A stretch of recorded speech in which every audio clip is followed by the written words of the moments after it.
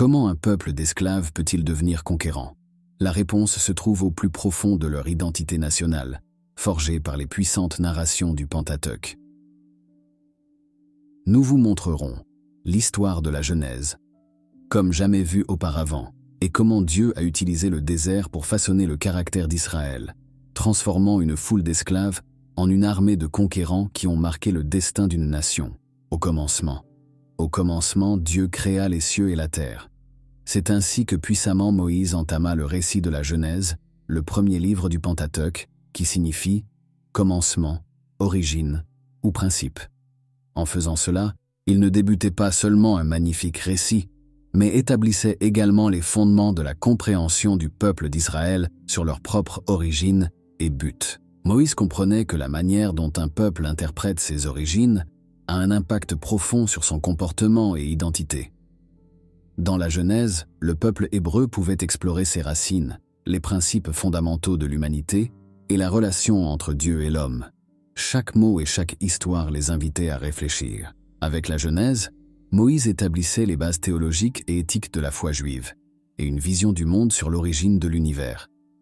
C'était une manière très intelligente de fournir un sens d'appartenance et de continuité à travers le temps, de maintenir une connexion solide avec leur patrimoine culturel et religieux. La manière dont Moïse a recueilli les faits de la création fournissait une explication sur comment le monde et l'humanité ont été créés par Dieu. Pour les Hébreux, cela deviendrait leur propre récit cosmogonique qui établissait leur position comme peuple spécial créé par Dieu.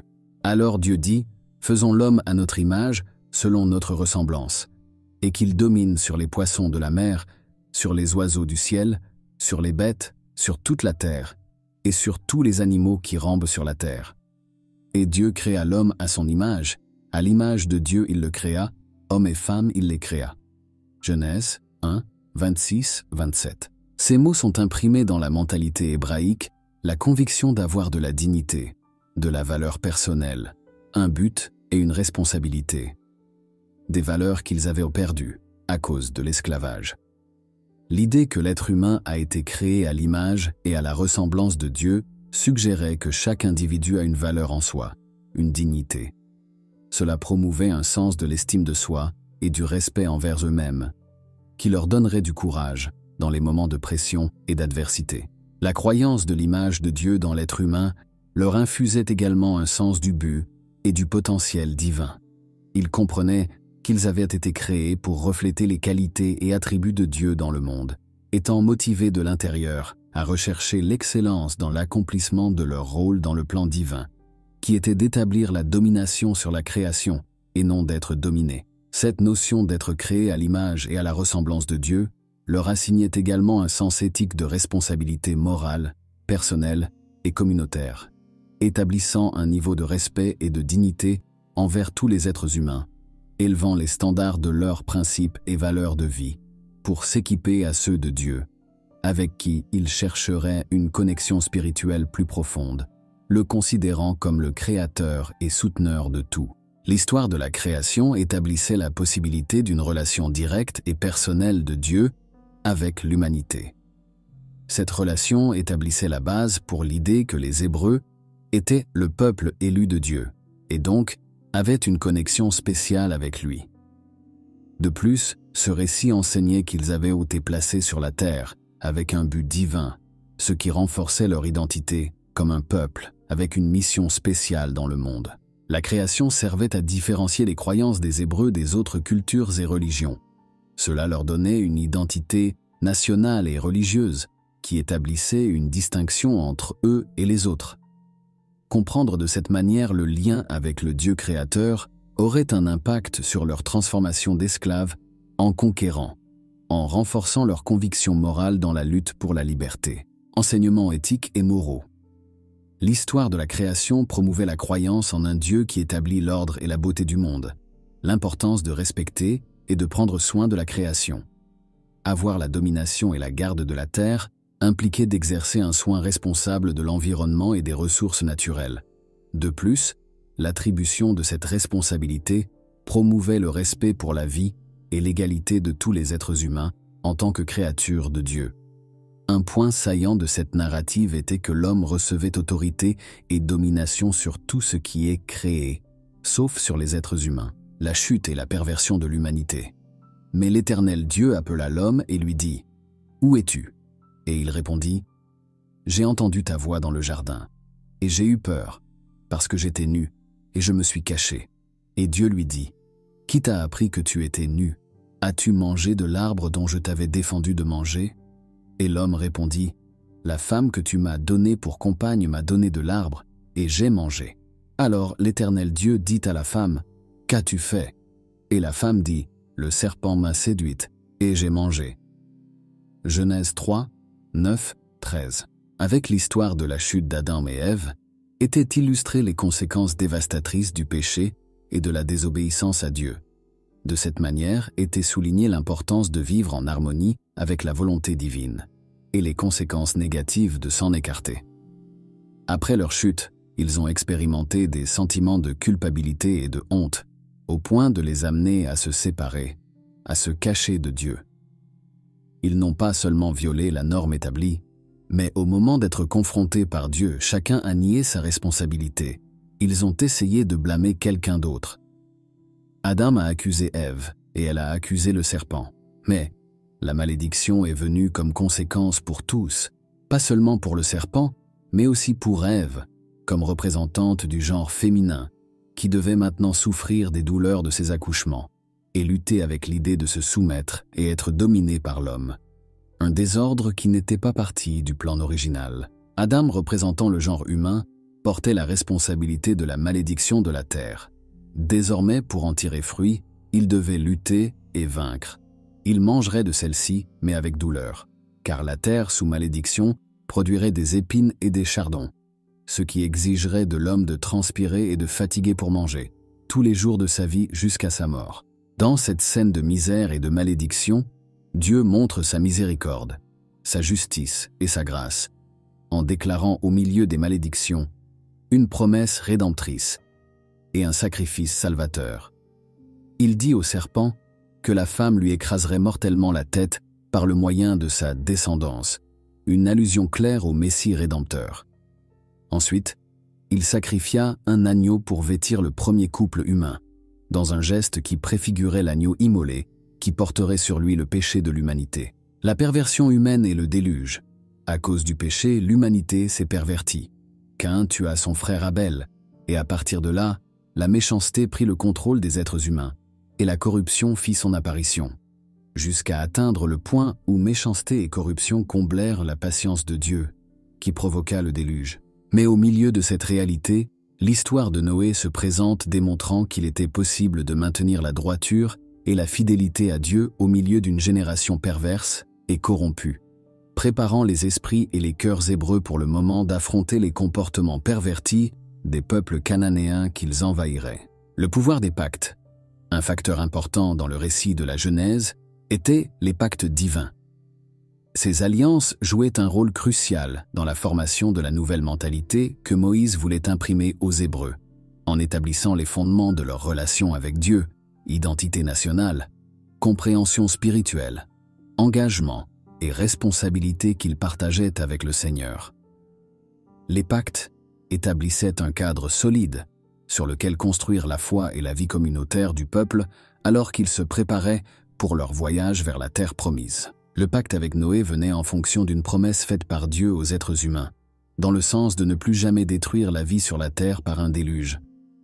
Cela établissait une garantie divine de préservation pour l'humanité et la création. Comme un symbole visible de ce pacte, Dieu institua l'arc-en-ciel, un rappel de la fidélité et de la miséricorde de Dieu, de son engagement à préserver la vie. Une norme éthique de base établie dans ce pacte, qui régirait les relations humaines et la coexistence pacifique, était l'instruction pour Noé et ses descendants, de ne pas verser de sang. Cela marquait un nouveau début de multiplication et de domination sur la terre, incluant la possibilité de manger de la chair d'animaux, bien qu'avec certaines restrictions. Pour les Hébreux, le pacte avec Noé, bien qu'il ne les concernait pas directement, leur fournissait un sens de sécurité, de stabilité et d'espoir, parce qu'il représentait un nouvel ordre, une garantie de protection et un rappel constant de la fidélité de Dieu. Le pacte avec Abraham, Isaac et Jacob. Mais l'Éternel avait dit à Abraham, « Va-t'en de ton pays et de ta parenté, et de la maison de ton père, vers le pays que je te montrerai. Et je ferai de toi une grande nation, et je te bénirai, et je magnifierai ton nom, et tu seras une bénédiction. » Genèse 12, 1-2. Le pacte de Dieu avec les patriarches hébreux était fondamental pour l'identité historique du peuple d'Israël. Tout a commencé avec le pacte de l'Éternel, avec Abraham. Dans cette alliance, Dieu lui promit une descendance nombreuse, après n'avoir eu aucun enfant, une terre à habiter, la terre promise, et une bénédiction pour toutes les nations à travers lui et sa descendance. Le pacte abrahamique, ratifié à Isaac et à Jacob, établissait la base de la relation spéciale entre Dieu et les Juifs, la promesse de la terre qui serait l'héritage d'Israël. Le pacte passait d'une génération à l'autre, assurant la continuité de la promesse divine et consolidant la connexion entre Dieu et la lignée d'Abraham. Jacob, le troisième des patriarches, devint Israël, en devenant le père des 12 tribus dont les descendants formeraient cette nation. L'alliance de Dieu avec ses patriarches fournissait à Israël une base spirituelle, une vision d'avenir et une identité en tant que peuple choisi par Dieu.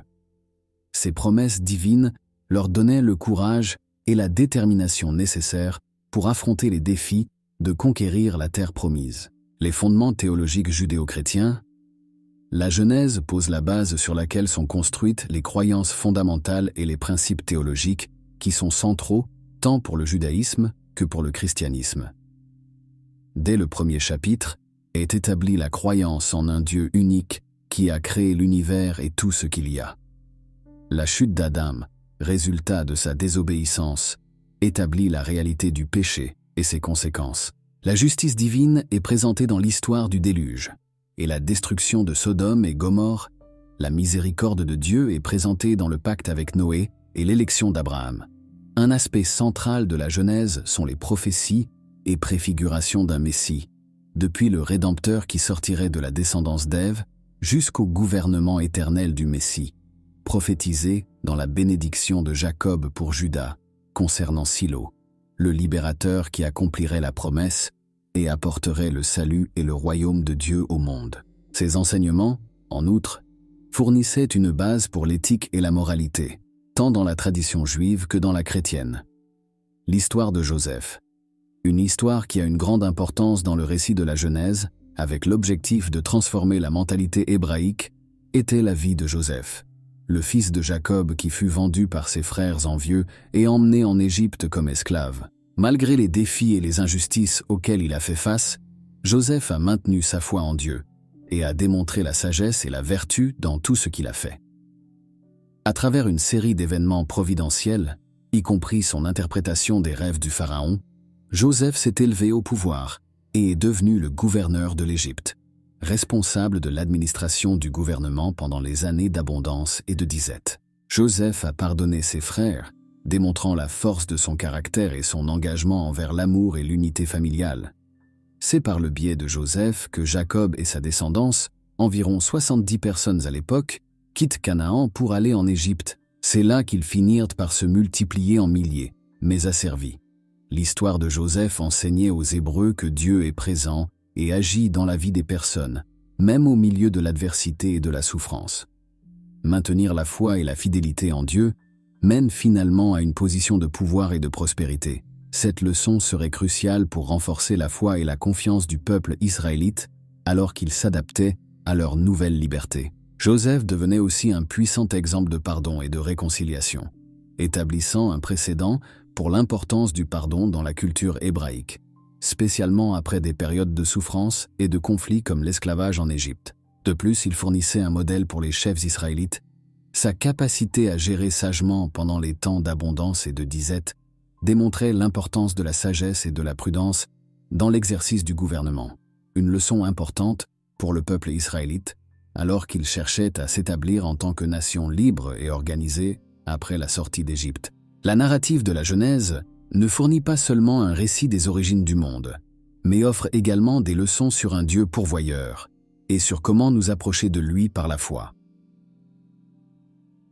En voyant ces histoires sous une nouvelle perspective, les peuples opprimés peuvent trouver inspiration et espoir dans la possibilité d'une transformation vers la liberté et la réalisation du plan que Dieu a pour eux.